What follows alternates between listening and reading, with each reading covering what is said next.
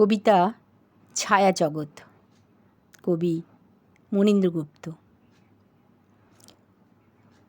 এই ছায়া জগৎ নিয়ে আমাদের অনেক বিস্ময়, অনেক অলৌকিক গল্প রয়েছে। কবি বলছেন, এই বাড়িতে অনেক দিন হলো একা, দুপুরে বই নিয়ে বসে আছি। বই থেকে মাথা না তুললেও মনে হলো একটা ইঁদুর যেন ঘরের কোণাকুনি দৌড়ে গেল। আসলে কিছু না। একদিন হঠাৎ মনে হলো একটা স্বচ্ছ কাচের গুলি চেয়ারের তলা থেকে বেরিয়ে সামনে গড়িয়ে গিয়েই কোথায় লুকিয়ে পড়ল। আসলে এটাও কিছু না। পাল্লাবদ্ধ কাচের জানলার ওপাশে একটা বড় ছায়া খসে পড়ল। ছায়া নয়, নিশ্চয়ই সুপারি গাছের বালতো।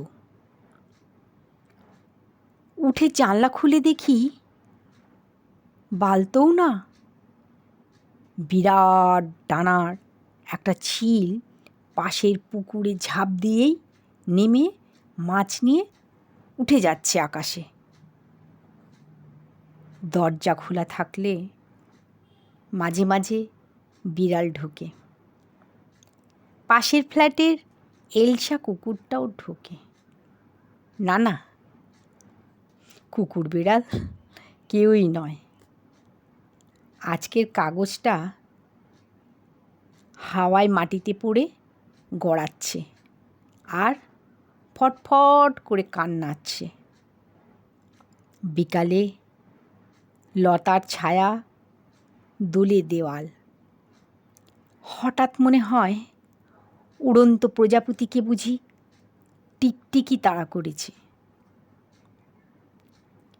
সেদিন সন্ধেবেলায় চমকে উঠলাম, একটা বাঘ এসে ঢুকেছে ঘরে।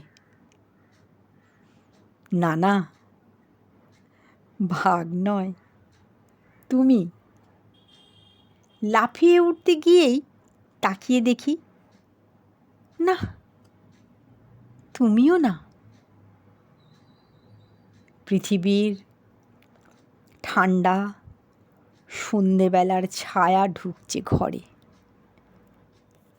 নমস্কার।